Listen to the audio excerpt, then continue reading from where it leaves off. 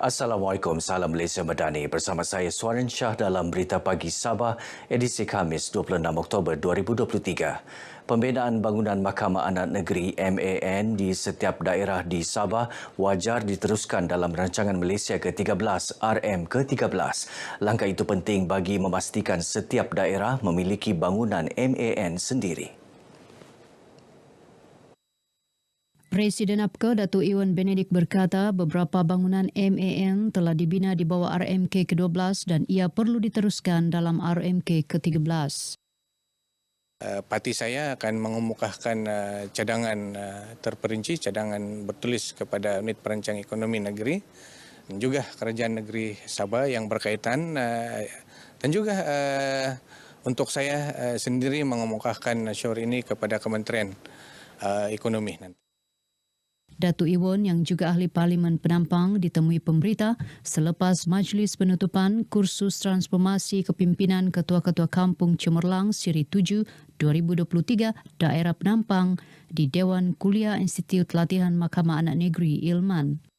Bangunan MAN yang telah siap dan sedang beroperasi setakat ini terletak di daerah Kudat, Tuaran, Lahad-Datu, Keningau, Penampang, Sandakan dan Tambunan. Manakala bangunan MAN di daerah Tamparuli, Suk, Paitan dan Pegalungan sedang dalam pembinaan. Mahkamah Anak Negeri mesti sama tarafnya dengan Mahkamah Sivil dan Mahkamah Syariah yang ada di Malaysia. Itu cara kita menghormati, cara untuk kita menghargai tuntutan. Seramai 56 ketua kampung dan wakil ketua anak negeri menyertai kursus 2 hari anjuran Jabatan Hal Ehwal Anak Negeri ini. Sementara itu, Jabatan Hal Ehwal Anak Negeri menyokong usaha kerajaan ke arah memperkasa dan memelihara warisan dan undang-undang MAN agar tidak luput ditelan zaman. Selain usaha membina bangunan MAN di setiap daerah, latihan bagi meningkatkan mutu kemahiran dan profesionalisme ketua-ketua adat melalui Institut Latihan Mahkamah Anak Negeri Ilman juga giat dijalankan. Pengarah Jabatan Hal Ehwal Anak Negeri Majaran Osman berkata pihaknya berusaha mengadakan 12 siri latihan setahun bagi meningkatkan pengetahuan dan kemahiran 3,963 ketua adat termasuk ketua kampung dan wakil ketua anak negeri. Ia bagi mencapai Pelan Hala 7 Sabah Maju Jaya melalui pemboleh ubah keberkesanan dan kecekapan pemimpin. Majaran berucap demikian dalam majlis penutupan kursus transformasi kepimpinan Ketua-Ketua Kampung Cemerlang Siri 7 di Dewan Kuliah Institut Latihan Mahkamah Anak Negeri. Majlis disempurnakan ahli Parlimen Penampang yang juga Menteri Pembangunan Usahawan dan Koperasi Datuk Iwan Benedict. Usaha meningkatkan akses keadilan dan literasi undang-undang dalam kalangan orang awam menjadi fokus utama program Jelajah Kehakiman yang akan diadakan hujung minggu ini. Program 2 hari itu berlangsung di salah sebuah pusat beli belah terkemuka di Ibu Negeri. Pegawai Undang-Undang Mahkamah Kota Kinabalu, Dana Arabi Wazani berkata, melalui jelajah kehakiman tersebut, orang ramai akan didedahkan dengan inisiatif Badan Kehakiman Malaysia dalam melaksanakan tanggungjawab sosial korporat CSR. First of all, we want to break the barrier so that apa yang kita punya matlamat sampai kepada orang awam so that they know what the services that's being offered to the public, so that they can come and then learn what are the services that we offer and then they use it. Dana berkata demikian kepada RTM selepas menjadi tetamu segmen Kita Cerita Kita Kongsi di Konti Sabah FM. Program turut mendapat kerjasama 9 agensi kerajaan dan swasta yang merupakan pemegang taruh Badan Kehakiman Malaysia. Antaranya Polis Diraja Malaysia, Kementerian Kesihatan, Jabatan Insolvensi Malaysia, Jabatan Pendaftaran Negara, Jabatan Pengangkutan Jalan, Jabatan Penjara Malaysia dan Jabatan Bantuan Guaman. Dana berharap jelajah tersebut akan menjadi wadah yang efektif dalam mempromosi program serta inisiatif Badan Kehakiman Malaysia. Program laluan pendidikan keselamatan jalan raya wajar diterapkan di peringkat awal persekolahan. Langkah itu bagi memberi kesedaran dan pengetahuan kepada murid sekolah mengenai kepentingan keselamatan di jalan raya.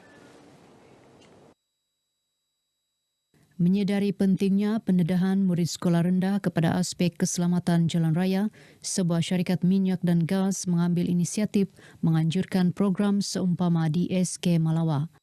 Program Tanggungjawab Sosial Korporat CSR ini antara lain bertujuan mengurangkan kemalangan dan insiden di atas jalan raya melibatkan warga sekolah. Supaya murid-murid boleh belajar cara-cara keselamatan. Di sinilah untuk fungsi macam mana keselamatan. Laluan ini kurang lebih dengan penggunaan jalan raya besar. Rusman ditemui RTM selepas menyempurnakan Majlis Perasmian Laluan Pendidikan Keselamatan Jalan Raya di SK Malawa. Sementara itu, Guru Besar SK Malawa, Mazlan Osman, menyambut baik program CSR ini yang menurutnya memberi pengetahuan kepada murid sekolah cara-cara mengelakkan kemalangan jalan raya khususnya di sekitar kawasan sekolah.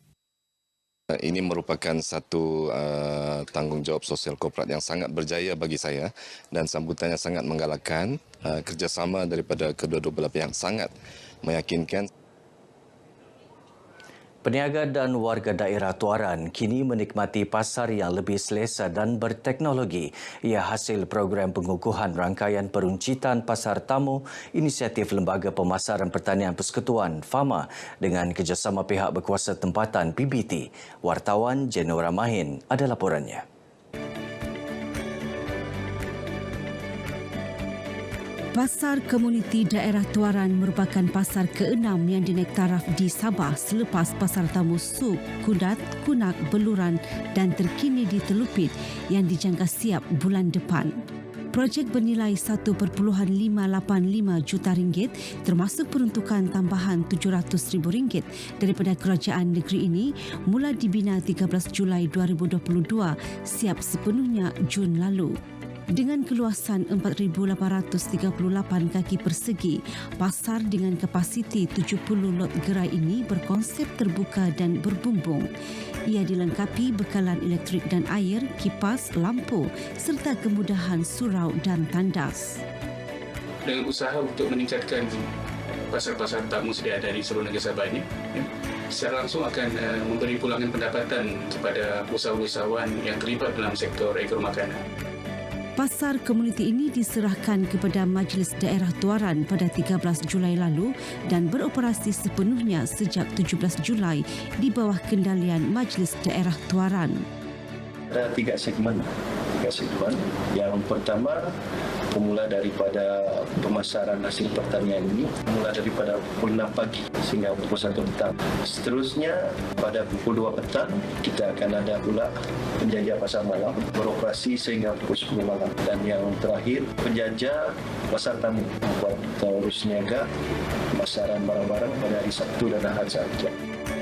Keseluruhannya seramai 162 penjajah terdiri 41 penjajah pasar malam, 91 penjajah tamu tuaran dan 30 penjajah hasil pertanian berniaga di sini.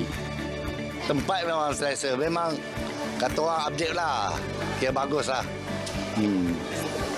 Sebelum ni buka payung, pasang payung. Kalau hujan ribut, Tuhan je yang tahu. Sekarang ada okey, tidak kena hujan, tidak kena panas, ada lampu, ada kipas. Kira okey lah sekarang selesa. Zaman dulu dia panas bah. Kalau kami macam pergi pasar malam pun dia panaslah, tidak selesa untuk anak-anak saya. Kalau beli pun sekarang selesa. Pasar Komuniti Daerah Tuaran juga merupakan projek perintis bagi sistem Stabilized Aqueous Ozone SAO Dispenser iaitu sistem pembersih semula jadi berteknologi. Kerjasama strategik FAMA dan PBT menaik taraf pasar ini bukan sahaja memberi keselesaan kepada peniaga dan pengguna untuk memasarkan dan mendapatkan hasil dan produk pertanian masing-masing di bawah satu bumbung ini, malah memberi satu lagi nilai tambah dalam aspek pembangunan di kawasan daerah Tuaran. Jenora Mahin, RTM.